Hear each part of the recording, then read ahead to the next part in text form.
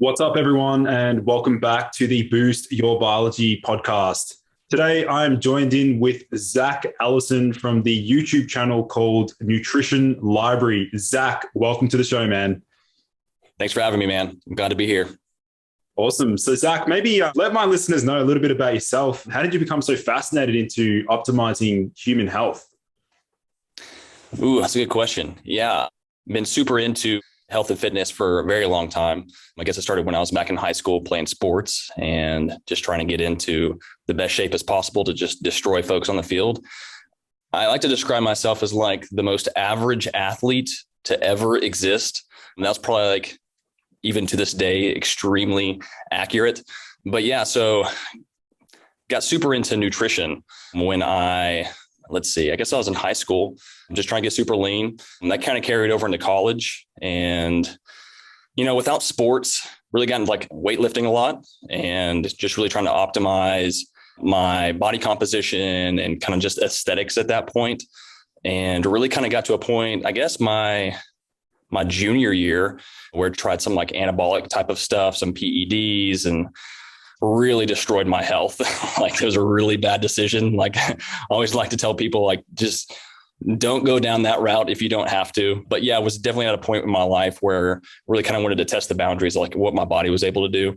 And so kind of jumped on that train for better or for worse, and had some really like negative health consequences because of that.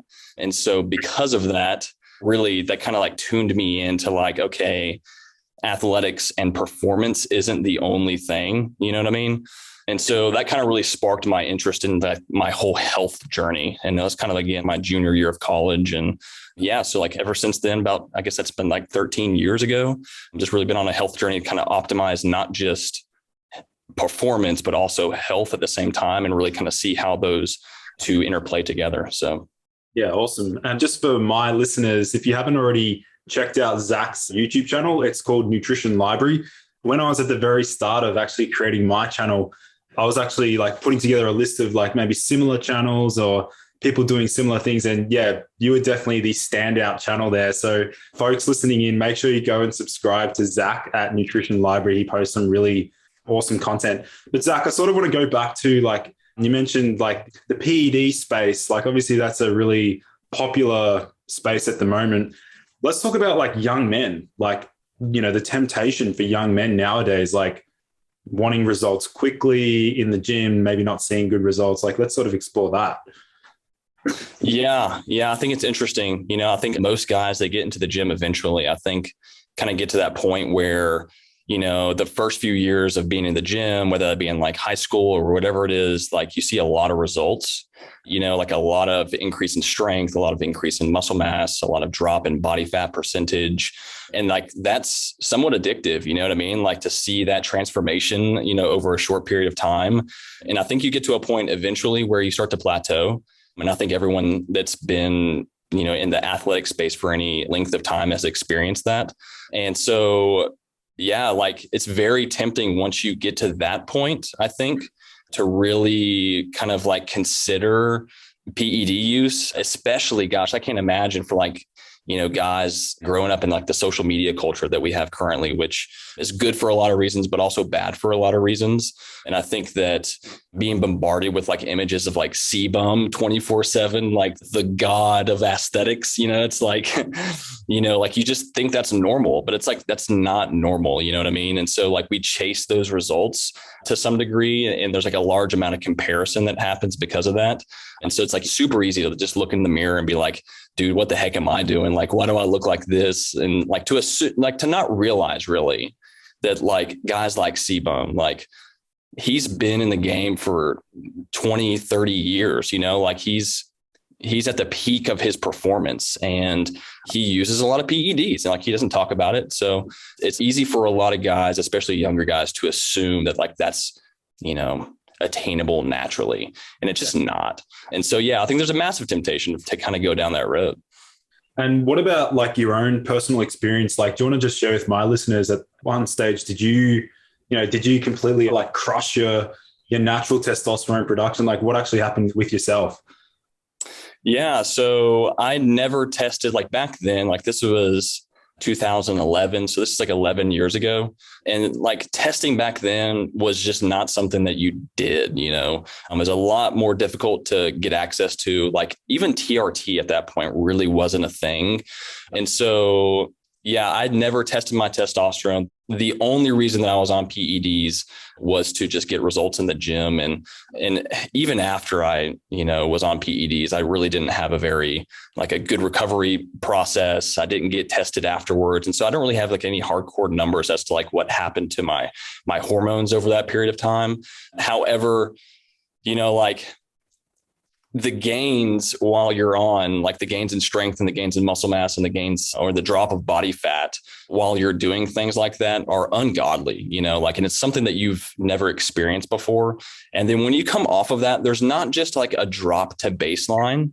Like there was, like a lot of people talk about how like when you come off of PEDs, you kind of just drop back to baseline and you're kind of quote unquote used to the results that you were getting on PEDs. But like in my experience and a lot of other people's experience, when you come off of that type of stuff, you're dropping below baseline. And so like it's not only are you losing gains, but like your mood's destroyed, like your motivation is destroyed. And it was a very long recovery process for me personally. And even to some degree, like I do feel like there's the kind of lingering effects from those cycles that I ran when I was in college, and which is really what kind of like pushed me into the hormone optimization space in the first place, was just really kind of like this personal obsession with trying to optimize my performance and health for where I'm at now. Cause like now I'm a 30-year-old guy. I'm married.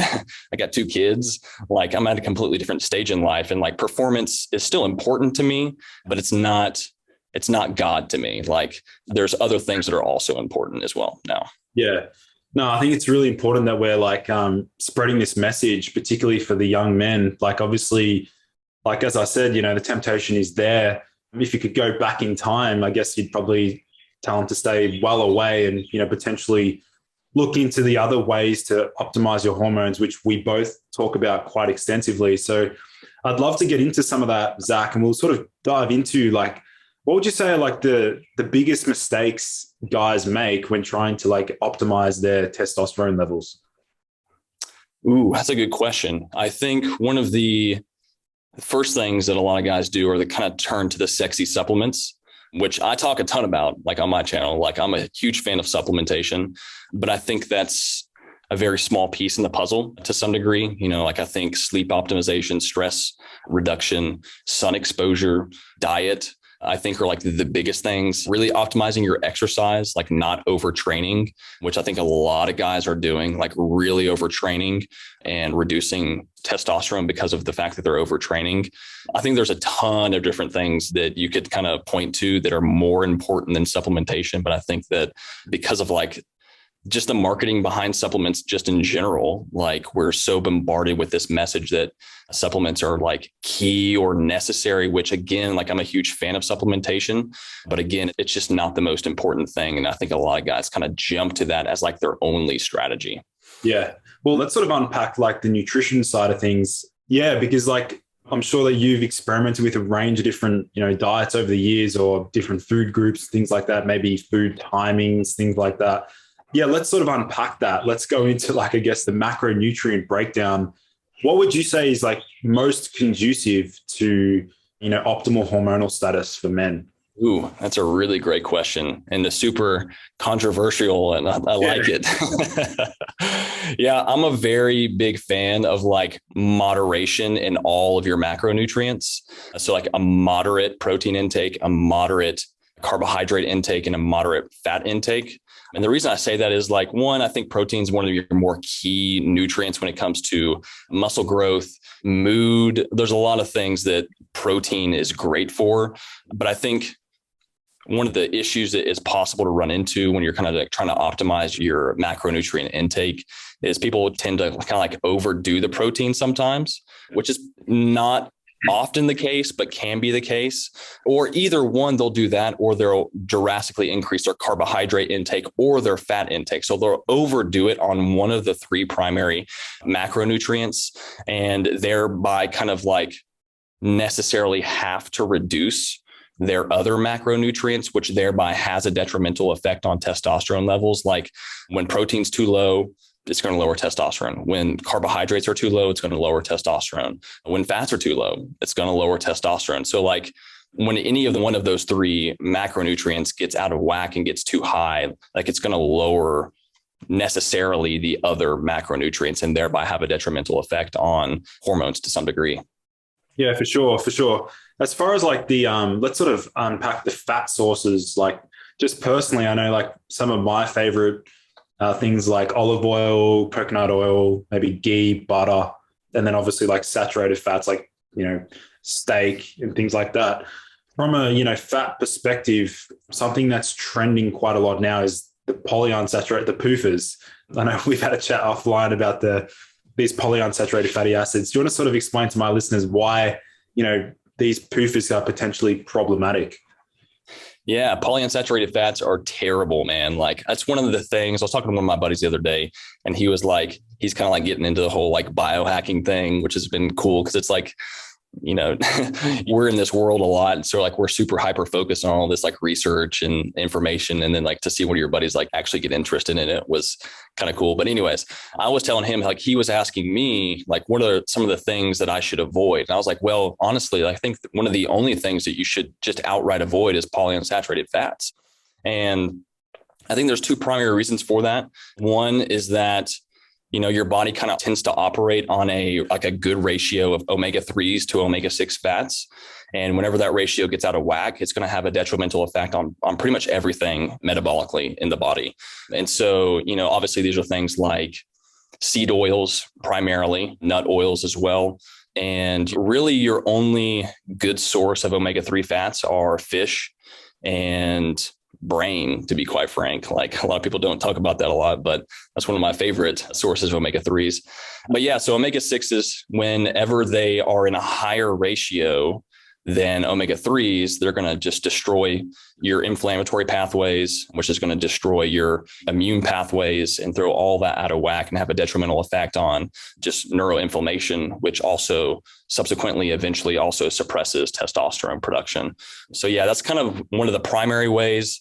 But then the second reason that polyunsaturated fats are so terrible is that they just oxidize so quickly. And I think one of the more detrimental effects of polyunsaturated fats, like to some degree, your body does need some polyunsaturated fats, but you can get all the polyunsaturated fats that you need from fish, from beef, from chicken, from eggs. Like they contain quite enough polyunsaturated fats that you should never add them in via seed oils and things of that nature because they oxidize so quickly. And once a polyunsaturated fat gets oxidized, it has some really detrimental effects in the body that go just beyond inflammation. Once a polyunsaturated fat gets oxidized, it almost becomes toxic to the body. And so because of those two things, like really polyunsaturated fats are one of the only things that you want to try to avoid.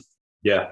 Yeah, for sure. I've got a bit of a saying with the polyunsaturated fats. If you want to shorten your life, go ahead and eat your polyunsaturated fats. Totally, man.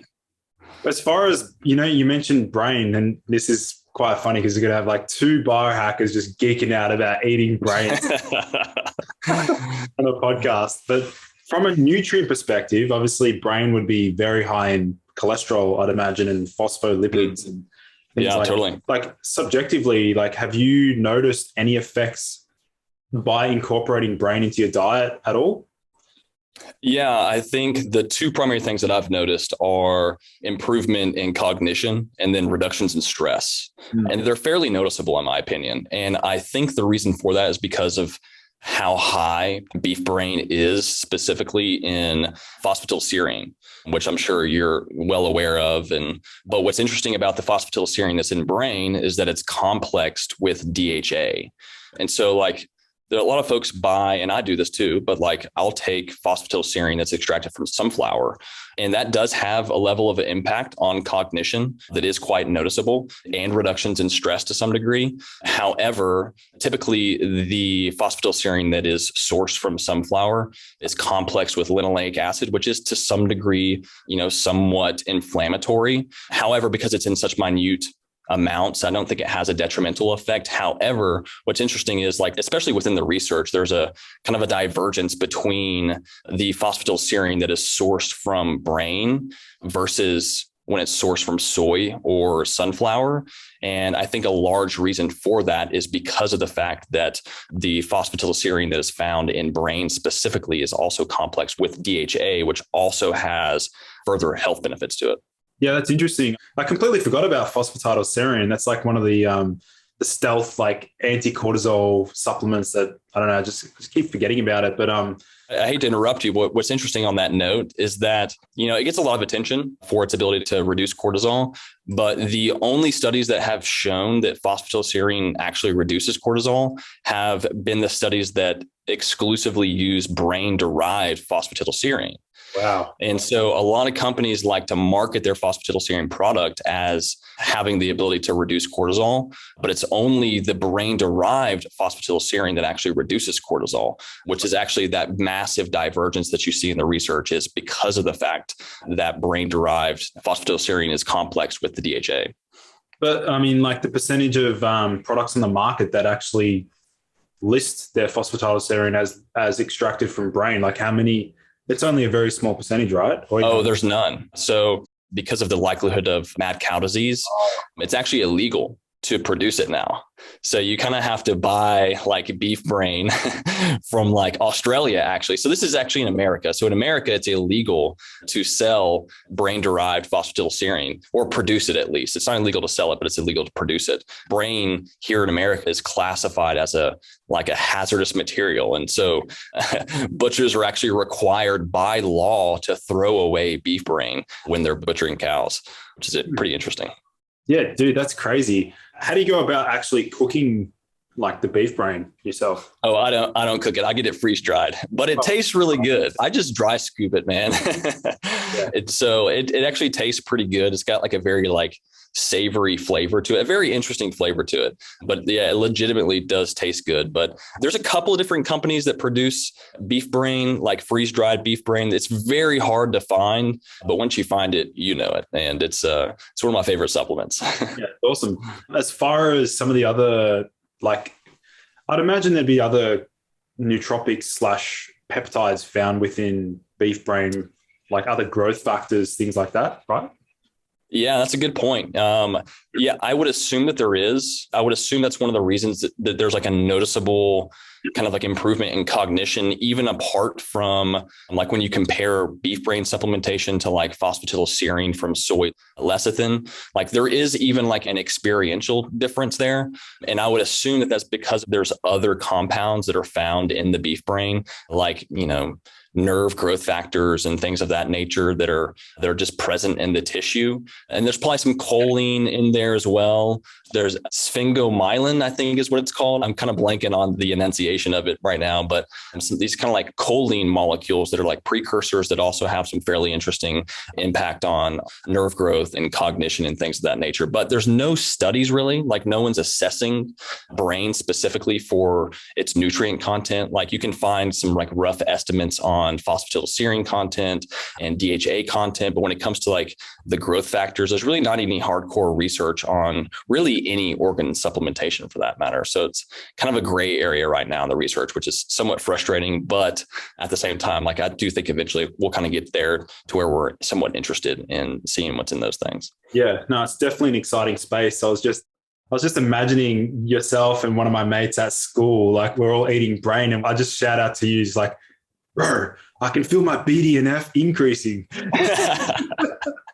Yeah, like legit, like BDNF is like brain-derived growth factor. Like it's heavily linked to like depression and mood and things of that nature. So I don't even think that there's like the benefits with things like beef brain stop at cognition. Like I think they do extend to things like mood as well. Now, how much actual peptide is in the peptide, BDNF, like how much is actually in brain and actually passes through the gut lining and actually survives the stomach and all that kind of stuff is somewhat arguable. But at the same time, like I think I can at least dream and hope that I'm getting some. So yeah. What about some other organs? I mean, like, curious to know if you've experimented with other types of organ meats as well. Like, recently included some, particular organ meats in your diet? Yeah, I'm a huge fan of brain and liver. Those are like my two kind of key ones. A lot of guys are big fans of heart as well for like the taurine content and the CoQ10 content. I supplement with taurine. So it's like, like I don't prioritize it because one, like buying freeze dried heart or finding good heart that's like tasty is fairly difficult. So like, it's not something that I personally supplement with, but liver especially, I think is like one of the key supplements that I think most men should supplement with. Like that's kind of like one of the foundational supplements, in my opinion, for guys, especially that have honed their diet to some degree and really kind of like honed their micronutrient content within their diet, especially because, for a lot of guys, taking like a multivitamin is a good idea to some degree for a short period of time for like 1 to 3 months to correct any nutritional deficiencies.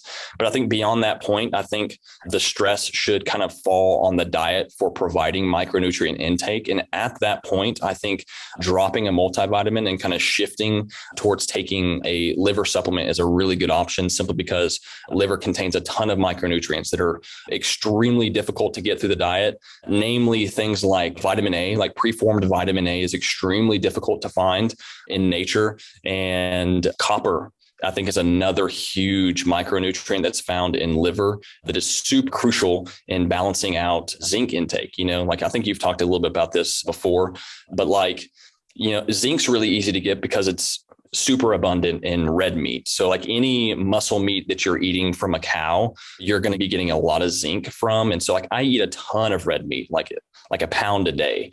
And so like I'm getting tons of zinc. So I'm not supplementing with zinc. Like that's not something that's on my regimen. But because I am getting so much zinc in my diet, I do feel the need to also consume foods that are high in copper, and livers is literally the most copper dense food on the planet. And so I think it's super critical to consume liver for the purpose of balancing out zinc.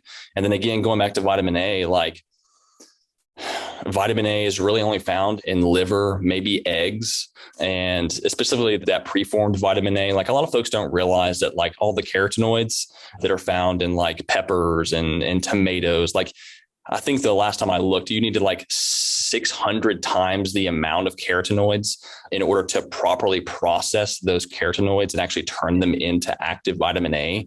And so it's just not practical to get your vitamin A from plant sources. Like you really need animal sources in order to properly get that vitamin A. But Zach, I thought one carrot could give me enough vitamin A. Heck no, man. Heck no. What are you thinking? Yeah, it's interesting. There was actually a super interesting study on vitamin A in adolescents. I think they were hypogonadal adolescents. They split these guys, technically they're kids, but they split them into two groups. They gave one of them TRT. Like imagine this, 12-year-olds on TRT. And they gave the other group vitamin A, like preformed vitamin A. And at the end of the study, they could not tell a difference between the biomarkers of the two groups, which I think is super interesting. So there is some suggestion within the research that vitamin A has some level of like an anabolic effect and helps to signal, maybe it is a signaling molecule within the body. It definitely has a large impact on immune function and bone health and things of that nature. And so, yeah, I'm just a huge fan of getting vitamin A through liver because it appears to be one of the most efficient ways to do that. And I'm pretty sure retinol at some stage, I remember maybe briefly seeing a study of it upregulating potentially DHT or improving. Yeah. It just appears to be like overall androgenic, which I think is something that most guys should be looking for. Now, I guess there's an argument to be made that like if you're, struggling with like prostate issues or hair loss or things of that nature, that you wouldn't want to intentionally like shoot your DHT through the roof. But for most guys, like DHT is going to have positive effects on mood, cognition, muscle accumulation, physical performance, mental performance, you name it.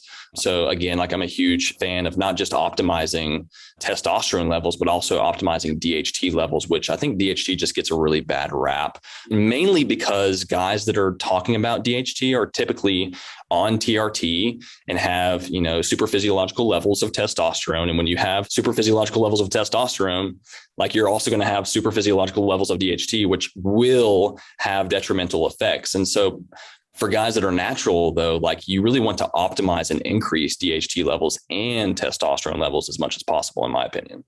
Yeah, well, I'm glad we're discussing this because obviously DHT is a big topic in terms of, particularly young men that are like going down the path of like hair loss medications. And then even for years after stopping, they're suffering from these really devastating side effects, such as, loss of libido, depression, things like that.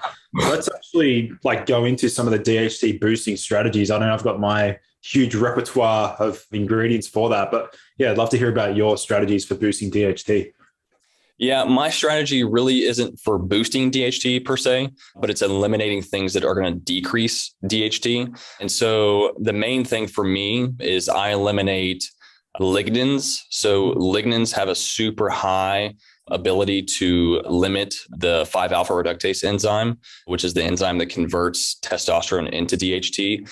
And there's actually some supplements out there like Panax ginseng and fenugreek that get a lot of attention, which I'm somewhat like they're maybe applicable in some circumstances, but those supplements actually increase testosterone by decreasing DHT, which is not a good plan and not a good strategy at the end of the day. But so like I'm avoiding supplements. They're going to decrease DHT. So things like curcumin, just a lot of supplements, to be quite frank, are like one of the key kind of like qualifications for a supplement that I take is like, it has to have the ability to not lower DHT. Like that's something I'm like actively looking for any supplement that I'm taking, just making sure that's not inhibiting that 5-alpha reductase enzyme. But going back to lignans, I'm eliminating things like, and this is going to be like somewhat controversial, but like things like sweet potatoes, like sweet potatoes have a lot of lignans in them, and eliminating grains, but specifically in only whole grains, which again is somewhat controversial. The bran portion of rice and oats specifically have been shown to potently, like super potently inhibit the 5-alpha reductase enzyme, and even wheat as well. I'm not like super anti-grains, but if you are going to consume grains, I personally do things like white rice and white potatoes, and even white breads. Like my wife makes like super delicious organic, like homemade white bread.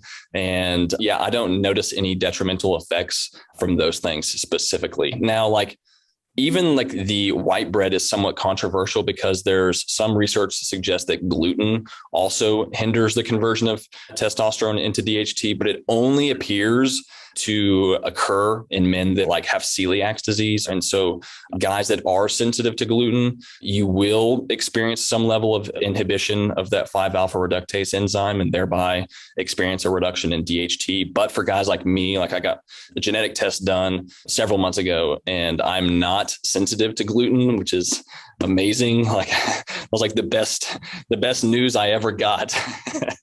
And so after I got that test done, I actually added white bread back into my diet in order to, just increase my carbohydrate intake for performance purposes. But, I stay away from whole grains, like whole grain wheat. I don't do, simply because of the, the phytic acid and the oxalates and all the anti-nutrients that are found specifically in the bran of grains. Yeah. What about fruits? Big fan of fruits. Like I think, in my opinion, like the base diet for a human would include things like meat, fruit, raw dairy, and eggs. Like I think those are like the 4 foundational kind of like food groups, if you want to call them, and specifically raw dairy. Like processed dairy, I think it's not terrible because it still has a lot of micronutrients in it, which is huge. And raw dairy in general has a lot of vitamin A in it as well. And so I'm a huge fan of dairy. I'm not personally super sensitive to dairy, but I know a lot of guys are. And if you are sensitive to dairy, I think the best thing you can do is find raw dairy. You can find raw whey. And the reason that raw is so much better than just processed for so many folks is because of dairy gets a really bad rap. But the issue with dairy really at the end of the day is the fact that it's being processed at super high temperatures, which denatures the proteins. And so when you denature the proteins, specifically the casein proteins that are found in dairy, that makes them really allergenic. And so a lot of guys have, allergy responses to dairy specifically because of the processing that dairy goes through in order to kind of get to the shelf. Yeah. Also, when you mentioned, we sort of skimmed on the vitamin A. Let's also look at some of the other fat soluble vitamins, because again, I think that these also they're sort of underutilized in terms of improving hormonal health. Like vitamin A, we know is positively associated with testosterone production, sperm health, fertility, but so is D, so is E, so is K2. So let's sort of unpack that. Yeah, I mean, I think you're absolutely right, man. Like the fat soluble vitamins, in my opinion, are some of the more important vitamins. And like, obviously they're all important because like the definition of a vitamin is like when you don't have enough of it, there's a disease that actually comes along with it. So like they're all important, you know, at the end of the day. And especially when it comes to hormone production, the most important ones appear to be vitamin, like the fat soluble vitamins, as well as the minerals. And so that's why you see, you know, such reliable improvements in the status of testosterone when you add things like zinc, magnesium, and boron specifically into the diet. Is because they seem to be super integral just for the production of testosterone in general. I'd actually be curious to hear your thoughts on the fat soluble vitamins. Yeah, well, I mean, I was under the impression at the very beginning that like all of these fat soluble vitamins are there to basically, when I looked at them initially, they were like mostly related to immune health. And then I was like, oh, let's see what effect, you know, maybe vitamin D, vitamin K2 has. A lot of them also act as pretty potent aromatase inhibitors as well. Like very, very high dose, you know, K2, you know, vitamin D in very high dose. Like some of these are very powerful in that regard as well. So I think I want to highlight that for some men if they're already having like maybe low estrogen symptoms, which again, that's also debatable because, you know, there's people out there that say that there's no such thing as low estrogen, but I think there can be. I think, you know, if a guy has low T and is also megadosing some of these aromatase inhibitors, then they can run into a bit of a trap there. But yeah, subjectively, from my experience, like utilizing some of these fat solubles, I prefer to get my vitamin D from the sun personally, like, and only maybe in the winter, like I'd use vitamin D drops, like actually on my shoulder. I'd drop a topical. But yeah, I'm sure you'd be quite similar there in that regard. Yeah, I think vitamin D is one of the more important ones as well. I think that's one of the more closely linked ones with hormone regulation, simply because vitamin D actually operates as a hormone. It's like one of the unique vitamins that actually acts like a hormone, like it actually docks to receptors in the body and causes like physiological responses, which is super interesting. I've been getting super like kind of like down the rabbit hole of like light therapy lately. And yeah, I think it's super interesting. Like getting vitamin D from light definitely appears to be more biologically active than oral supplementation, simply because like one, like from an ancestral perspective, like there's not a lot of vitamin D in nature. Like when you consume it orally, like it does exist in eggs and in fish, but outside of those two things, like it's fairly difficult to get a lot of vitamin D into the diet. And so because of that, like the body, I think, has really adapted to utilizing the sun in order to produce adequate amounts of vitamin D. And so like I've recently become a huge fan of like phototherapy for the purpose specifically of vitamin D production. There's not a ton of research on it, to be quite frank, but like what research does exist definitely seems to suggest that like ultraviolet B versus ultraviolet A seems to be a better source of light for the purpose of increasing vitamin D levels.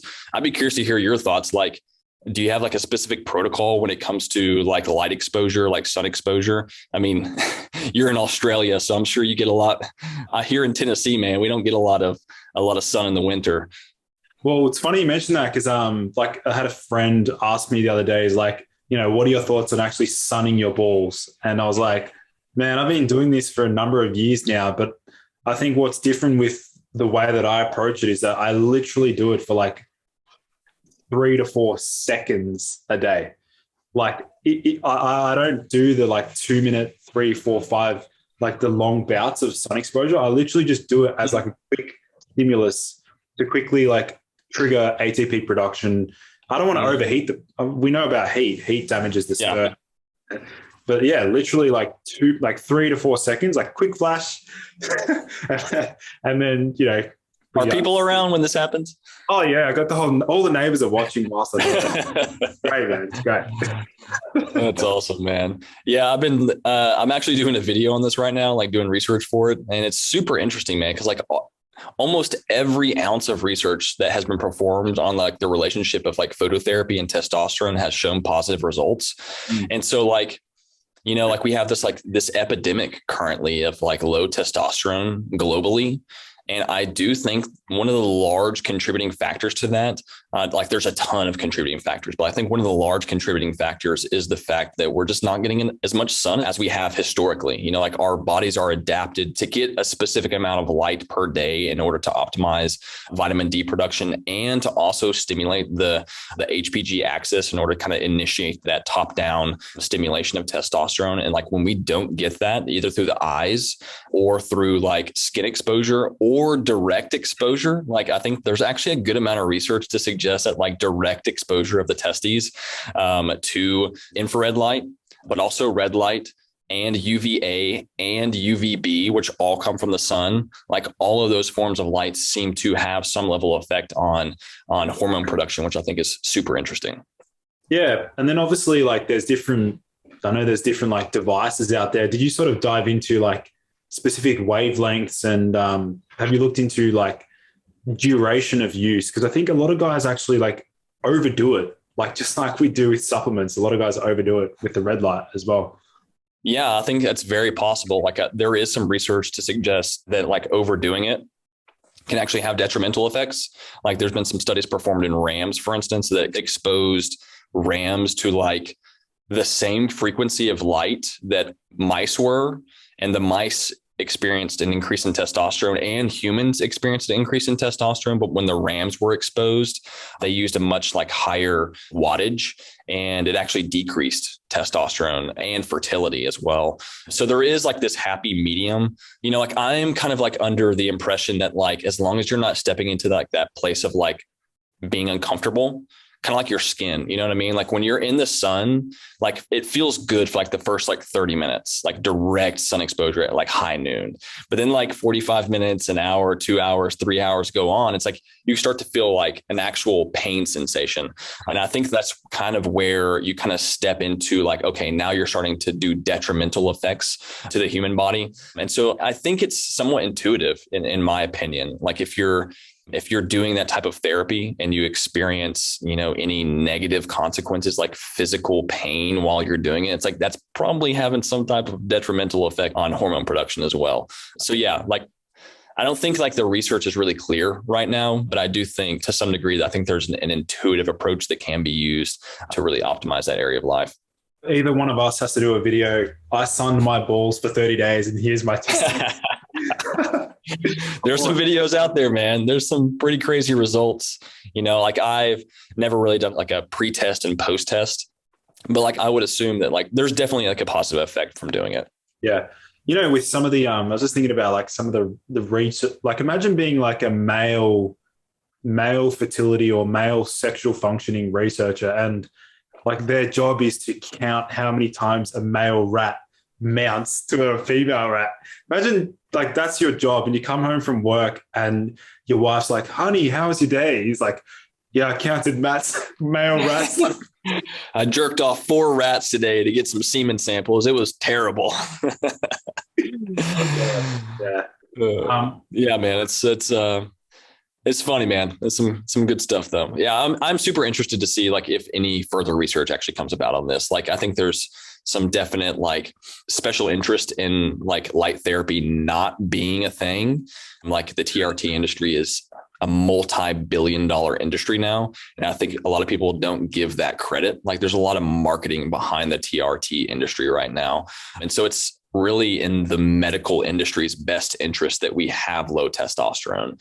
And so like, I'm not a conspiracy theorist by any means, but like when you follow the money, you can figure out a lot of different things. And I think this is one of those things where there's not a lot of money behind doing research on phototherapy because it's not, you can't patent these things. You can't sell them. You can't build massive pharmaceutical companies around phototherapy. So there's just not a lot of money behind the research here, which is somewhat unfortunate.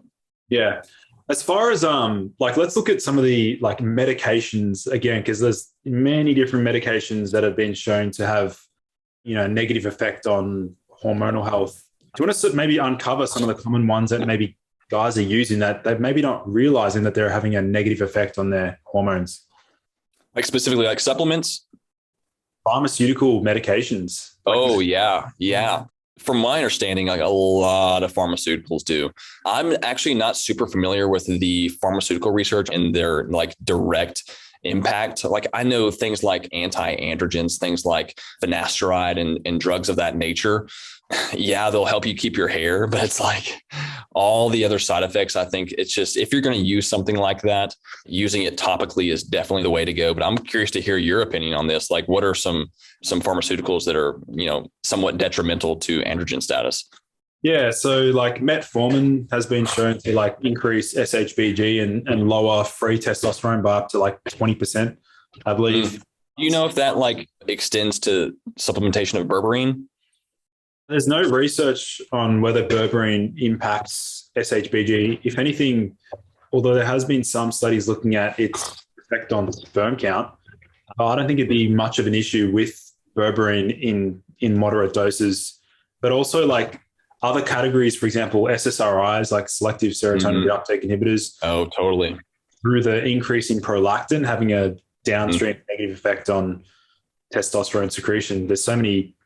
And then also some of the over-the-counter like painkillers, like ibuprofen at high doses. Again, not like common, like maybe once a weekend or something.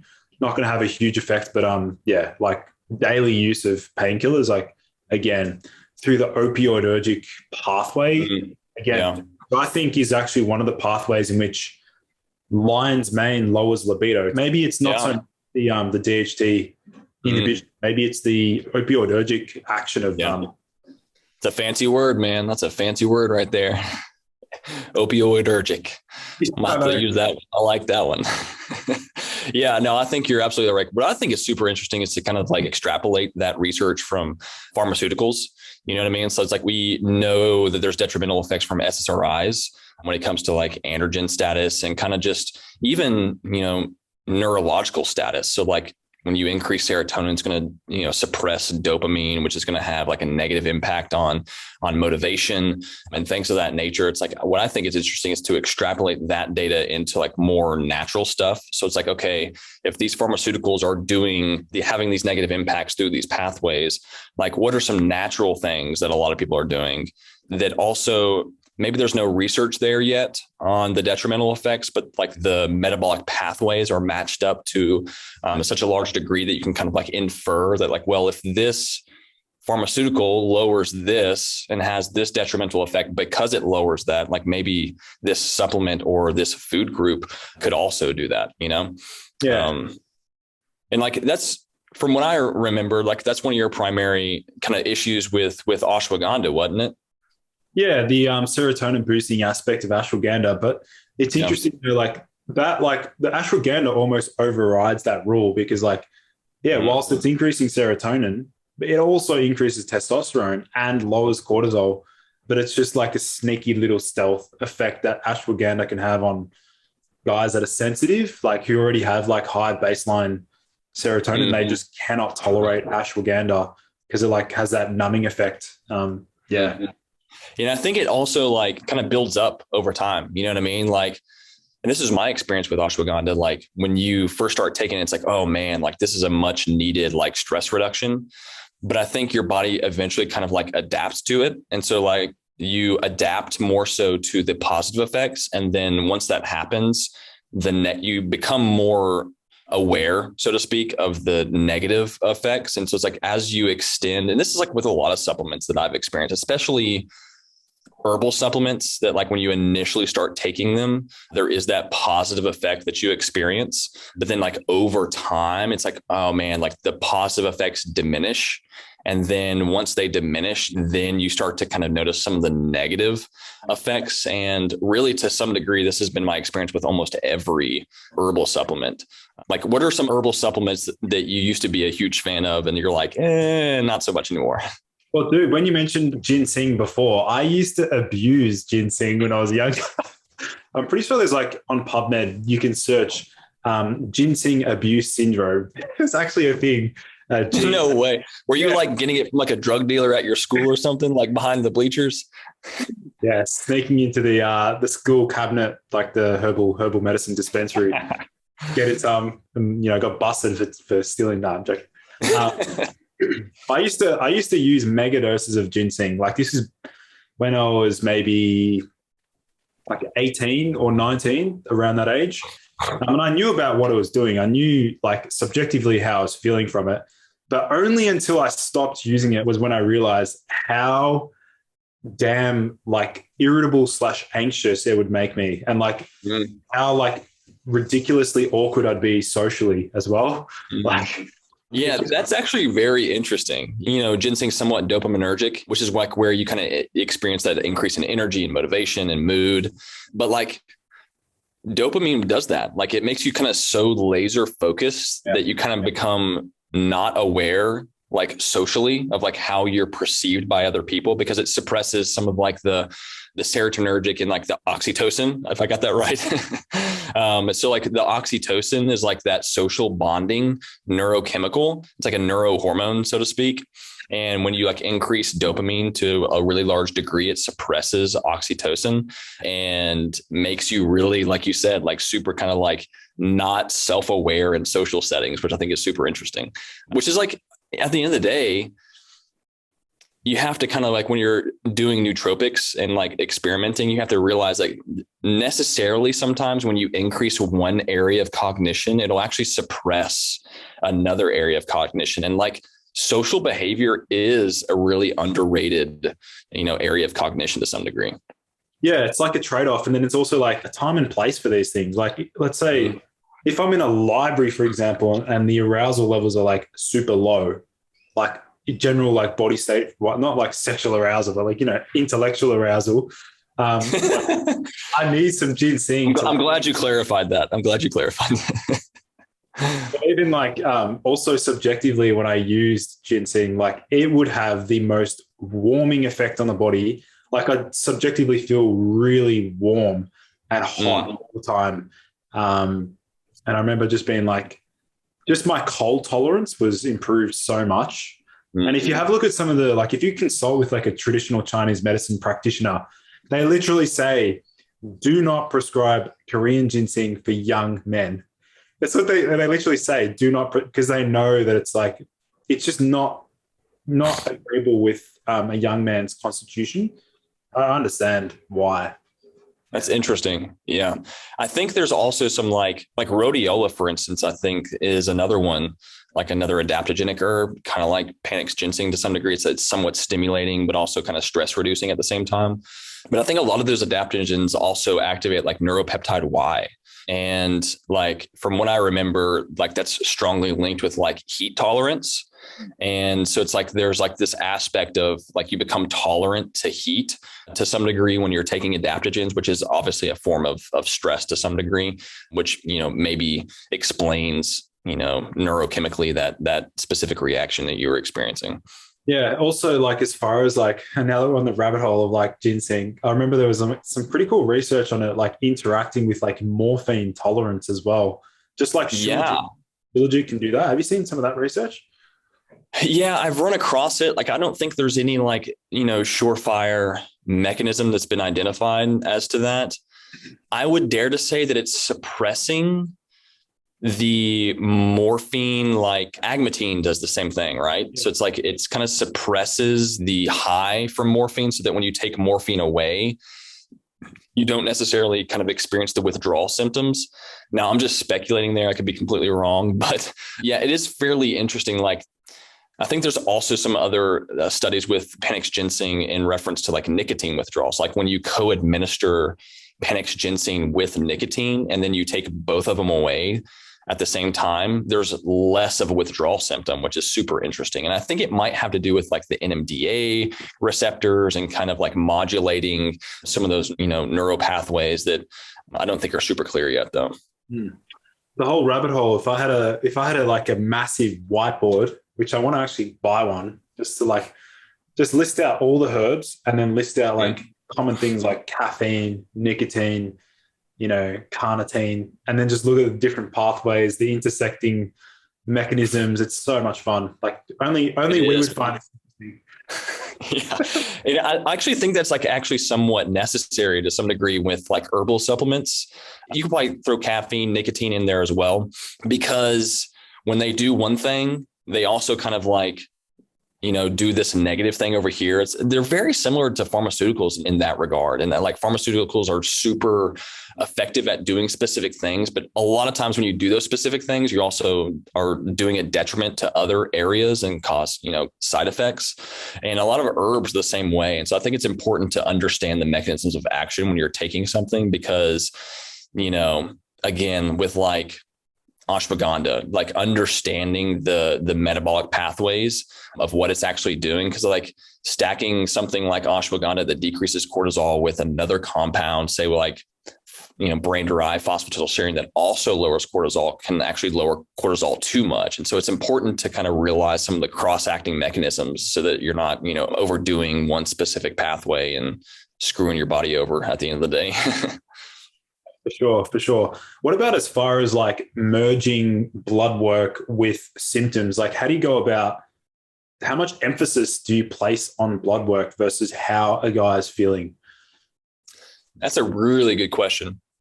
I think blood work's important. I don't think it's like the end all be all. Like I think how you feel should be like the biggest determinant of the protocols that you're putting into place, but it can also give you a good snapshot of why you feel how you feel, if that makes sense. And so like, I think especially when you're starting out a health journey, I think a blood test is really important because it'll give you a snapshot, like a super accurate one of why you feel the way you feel, and kind of give you direction and guidance on what you should be doing and implementing. Now, after those initial blood tests, I'm not a huge fan, of like getting constant blood testing, like as long as you're feeling good, I don't think you necessarily need to get blood testing done all the time. But especially when you're kind of like, if you feel like crap and you don't know why, like blood testing can be a really accurate way to figure that out, to really implement an appropriate strategy to improve your health and performance at the end of the day. Yeah. When I had my testosterone, the time when I had my testosterone super high, it was like 988 nanograms per liter. My estrogen was also very high, and it was outside of the reference range high as well. And I was like, all right, well, is this something to really care about? Because I mean, I feel freaking amazing. Like I feel like very, very motivated, very driven, good muscle building, like potential libido, everything was great. That's an example. Like a guy might read the blood work, see that the female hormone is so high and freak out. But really, like both you and I know, estrogen is highly beneficial for men. Like let's totally talk about that. Yeah, that's actually a really good point. Estrogen gets a really bad rap because, it has detrimental effects to some degree. It can suppress testosterone production, like, estrogen binds to the estrogen receptors in the hypothalamus to actually shut down gonadotropic releasing hormone, which, eventually kind of shuts down testosterone production. But what's more important is the ratio of testosterone to estrogen. And now I'm not super like well versed in the exact, ratios that our doctors are shooting for nowadays. But I do know that like if you have good testosterone levels, you're going to have good estrogen levels, typically speaking, as well, unless you're doing something kind of off. Where you want to worry about estrogen levels is when your estrogen is like, say, twice as high as your testosterone levels, like within the reference range. And that's what I mean by that. And so, yeah, like I don't do really anything in order to specifically lower estrogen. I use Tongkat Ali occasionally, like I kind of somewhat struggle with kind of the residual effects of some of the PED use that I used to utilize. And so like I'll use Tongkat Ali occasionally when I feel the need to kind of like improve mood a little bit, improve motivation. But what I've realized is when I take Tongkat Ali too much, it actually will hurt and hinder my joint health. Like I get like my right knee specifically, if I take Tongkat Ali for several weeks in a row, my right knee will start acting up and I'll start getting achy and my squats will kind of be a little bit off. And so like estrogen's super important, yes, for overall health, but it's also super important for like heart health specifically and joint health. And so like when you suppress it too much, you can actually have detrimental effects in those areas. Yeah, it's really important. That's really interesting that you got that effect from Tonkat Ali. I wonder if it was spiked with an aromatase inhibitor. Well, Tonkat Ali has some aromatase inhibitory properties to it. Now, it's arguable as to like how strong it is as an anti-aromatase. It's actually comparable to tamoxifen in a couple of different studies when it comes to selective estrogen receptor modulation. And so it blocks the estrogen receptors and blocks estrogen from actually binding to the estrogen receptors, which actually is arguably the primary means by which Tonkat Ali actually increases testosterone, is actually by tricking your brain into thinking, hey, we don't have enough estrogen. Therefore, we need to produce more testosterone in order to get more estrogen, because that's how men produce estrogen, is by producing testosterone and then converting it into estrogen. And so, Tonkat Ali has some fairly potent anti-estrogenic properties to it, which in some guys can actually be a detriment. So like it's super important, especially when you're utilizing herbal supplements that have some potent properties to them, to get some testing to actually figure out, is this something for me? Like if you don't have high cortisol, you probably shouldn't be taking ashwagandha because it's going to make you more tired. If you have low or normal estrogen, taking Tonkat Ali can actually have detrimental effects on circulation and joint health. And so it's very, very context dependent, which again is one of the reasons why, blood work is so important. I'll never forget my first experience with Tonkat Ali. When I first tried it, it was literally like, it was the honeymoon week where I just felt so good. And I remember actually, I had a double date lined up. One of my mates brought his girlfriend, and I had a new girl I was trying to impress that night. And I remember I was in one of those moods where I was like extremely like hyper confident, but really sarcastic and in joker mode. So it was like the combination of like surging like testosterone with like with the best sense of humor. And I was in the mood to just make jokes the whole night. Nothing I said was like serious. And I remember cracking a joke, and the girl that I was like dating, she laughed so hard she spat water into my mate's friend. It was so good. I'll never forget that. That's hilarious, man. Yeah. There's definitely like, I enjoy like herbal supplementation. Like it's definitely like a tool in the tool belt because like there's positives to it, but like I think to some degree you should look at like herbal supplementation as like medicinal supplements to some degree, like medicine, I don't think really should be taken forever, like it's like a temporary solution to a temporary problem whereby you're kind of like backtracking a little bit. So you say you have an issue, you take the supplement and then kind of backtrack a little bit to assess, okay, what in my life is actually causing this symptom? You know what I mean?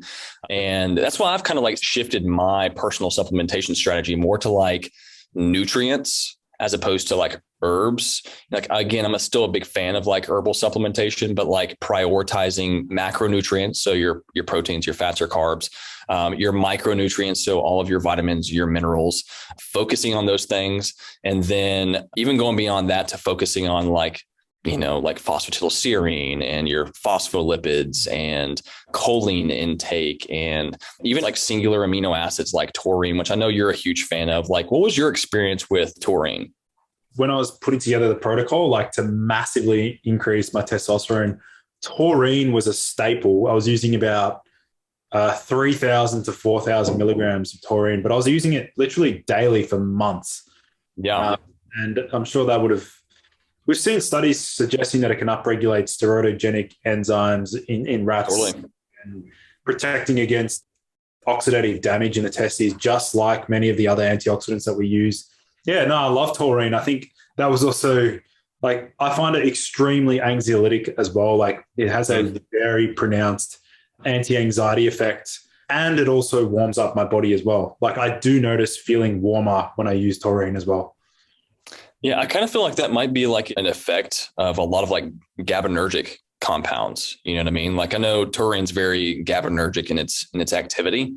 Like alcohol, for instance, is very similar in that regard, in that two of the primary neurological activities of alcohol are its GABAergic effects and its dopaminergic effects. But like, that's one of the pronounced effects of alcohol. When you're cold, you drink alcohol, it's like, boom, you're not cold anymore. And I think a large portion of that might be due to the GABAergic effect. Do you think maybe, like, I was thinking about that as well. I've been trying to brainstorm this as well, like the anti-adrenaline effects of like taurine, phosphatidylserine. Like, do you think adrenaline would make the body cold because it's vasoconstrictive? Yeah. I mean, that's a good point too. Like, it's vasoconstrictive. So it's going to like draw blood away from the skin and kind of divert it to organ systems and things of that nature.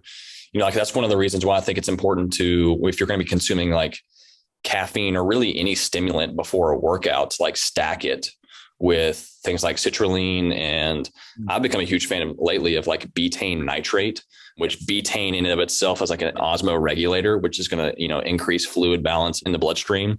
But when you kind of complex the betaine with the nitrate, it causes some super potent like vasodilation, which is going to kind of combat the vasoconstrictive effects of caffeine, so that you still get the neurologically stimulating effects of caffeine, but it doesn't have those negative effects on circulation during a workout, which is, what you want at the end of the day. Actually, that reminds me, I came across I think it's going to be a hot new creatine.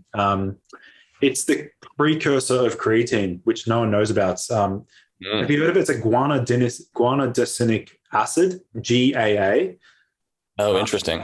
Yeah, and there's like there's a company, I think is over in Europe, and they've like combined creatine with GAA, and they did like a head-to-head study comparing the combination versus just creatine by itself, and massive increases in muscle creatine, no bloating or water retention.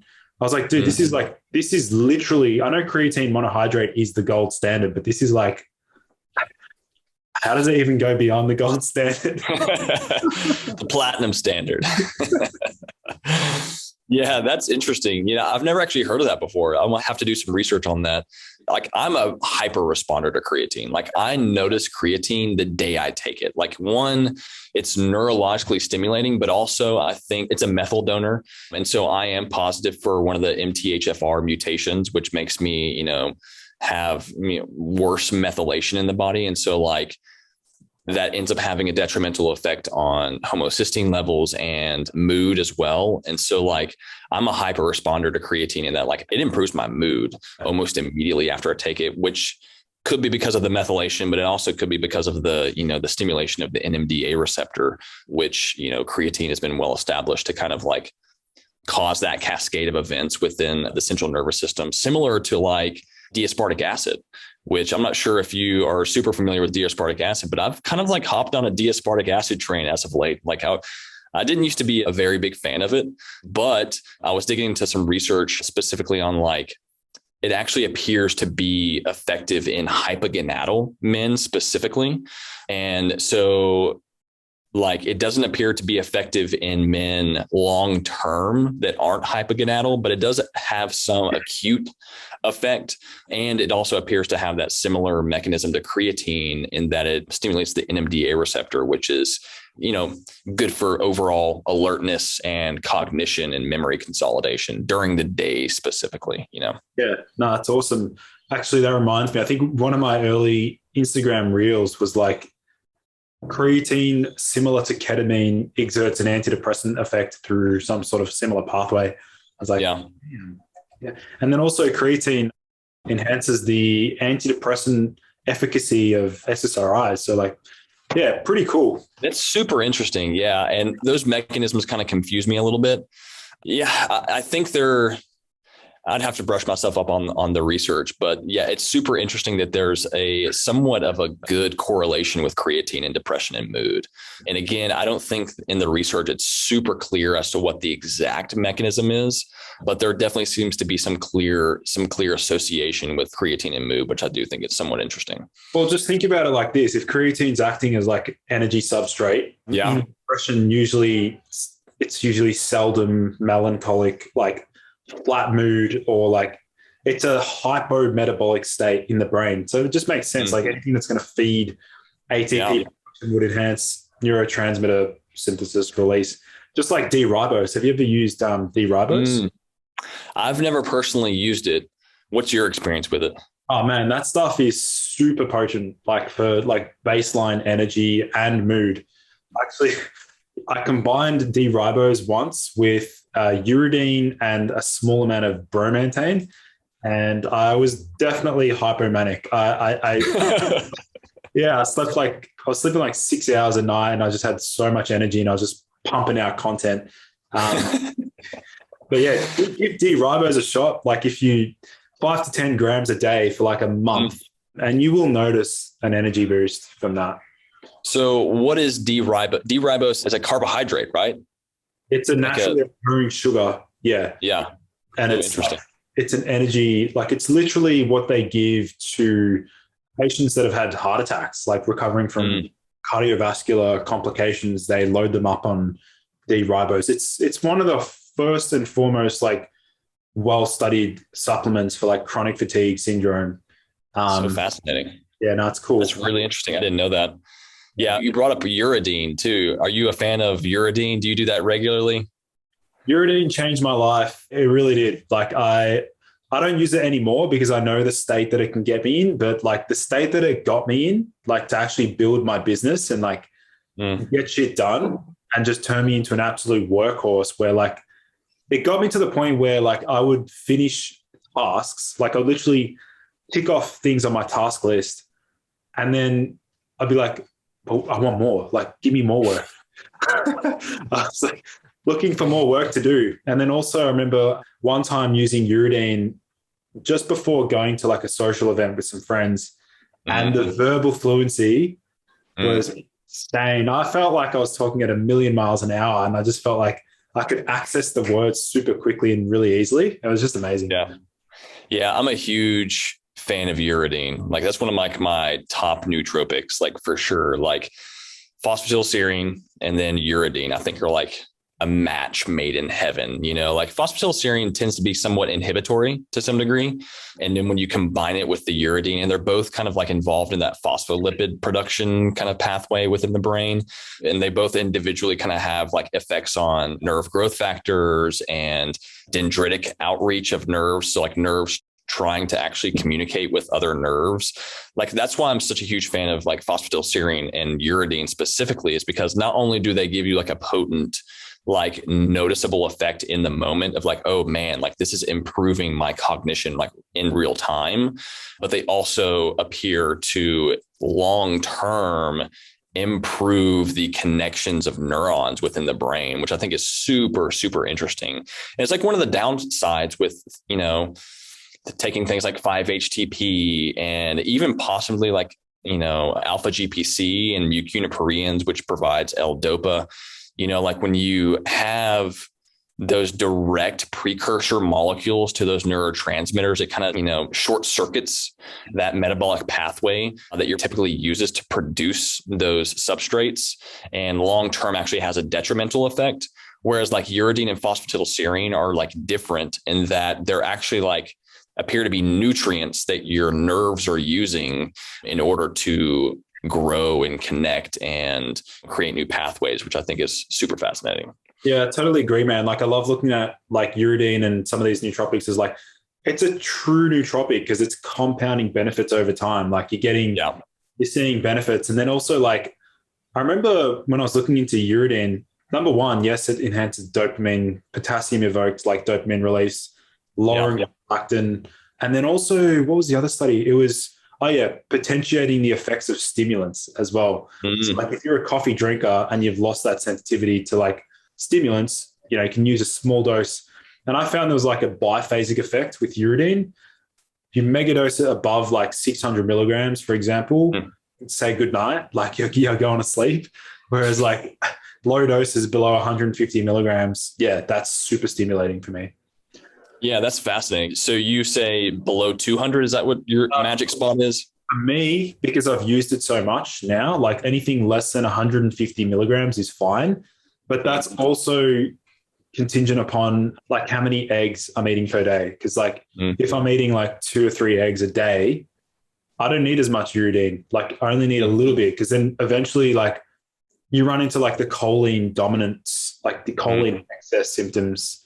Yeah, that's good. That's a good point. A lot of people don't talk about that, like when you increase acetylcholine too much, whether that be through like alpha GPC or huperzine A, I mean, any choline precursor for that matter, like it's like almost like a depression, to be quite frank. It's like it increases a learning ability. And a lot of people don't realize this too, but like acetylcholine actually has a lot of inhibitory properties to it. Like acetylcholine is intricately involved in like digestion, which is your rest and digest, pathway in your nervous system. And so when you activate the acetylcholine pathway, it can be inhibitory if you overdo it. Like now, I'm not sure if we're supposed to get this deep into like the biochemistry of all this type of stuff, but hopefully your listeners enjoy this. But they're gonna love this. They're gonna love this. Okay, good. But like there's the mucineric, I think is how you pronounce it. Yeah, muscarinic. Yeah. You have those. And then you have your nicotinic receptors for acetylcholine. The nicotinic are what nicotine binds to. But acetylcholine binds to both of those receptors. When it binds to the nicotinic receptors, it's stimulatory. Whereas when it binds to the other receptors, it's very inhibitory. And so when you increase acetylcholine, theoretically, you're going to stimulate both of those receptors. But at the end of the day, when you stimulate both of them, there's overall an inhibitory response within the body. And so like, I'm not a huge fan of like, I don't take alpha GPC because it, one, destroys my mood, and two, gives me a splitting headache that I can't get rid of for like 48 hours, because I'm naturally a high producer of acetylcholine. Now, I'm also a naturally high producer of serotonin, which is why I respond so well to dopaminergic compounds, because I don't produce as much dopamine. Like my neurochemistry is super interesting. So like I respond super well to dopaminergic compounds because it helps to increase executive functioning. But when I increase acetylcholine, it destroys my mood, destroys just everything. So I think it's important to really kind of grasp that. Like not everyone responds the same to nootropics at the end of the day because everyone's biochemistry is so different. Yeah. And I'm not going to mention names, but there's formulas out there that I see where they're mega dosing, they're adding in like 600 milligrams of alpha GPC and they're recommending like up to 2 capsules a day, for example, just ridiculously high doses. And I'm just like, well, you're going to achieve, a good effect on maybe like learning and memory, but man, like, after 3 or 4 days, back-to-back dosing. Oh, man. Yeah. And here's another thing too. Like huperzine has like a half-life of like 20 hours, which means 40 hours after you take it, you still got like 75% of it in your bloodstream, So like taking that several times a week, like it has a compounding effect and it can just like shoot your acetylcholine levels through the roof. And like, you might not notice it the first few times that you take it, but then like what I've noticed at least is like you take it, you're like, oh man, this is good. But then that compounding effect takes over. And 2 weeks down the road, you're like, man, I feel like garbage. Like, why do I feel like trash so much? And it's because acetylcholine is just like super through the roof, which again is like one of the reasons why I've kind of backed off my approach on herbal supplementation, because I would rather provide my body with the nutrients that it needs through, the diet and supplementation if needed, than kind of like start screwing with all these metabolic pathways on a regular basis and not realizing what the downstream effects might be in the future. It's just hard to predict that, And so I think, again, going back to that same idea of like acute supplementation when needed. Yeah, for sure. So Zach, I'm just conscious of time. Maybe we're going to wrap up soon. I'm definitely going to have to get you back on the podcast again because we've been down so many different rabbit holes. We've jumped around quite a bit. We have. But I do want to give you the chance, let my listeners know where they can connect with you online and also potentially some of the new resources that you're developing as well. Yeah. You can definitely find me on YouTube. That's kind of my primary means by which I create content at Nutrition Library. And then you can also find me on Instagram and TikTok as of late. So I'm trying to branch out into some newer modes of content distribution just to reach different audiences. But you can also find me on nutrilibrary.com, which is spelled NUTRI library.com. And yeah, been really focusing a lot lately on just supplementation, but developing resources for men specifically to kind of hone their supplementation regimen, kind of figure out what supplements are good for men, what supplements are not good for men, how to prioritize a proper stack for your specific needs. And so a lot of resources been pumping out lately. So I'm excited. Yeah. Awesome. Well, it was great chatting, Zach, and we'll definitely be in touch. And thanks everyone for tuning in. I look forward to seeing you in another episode.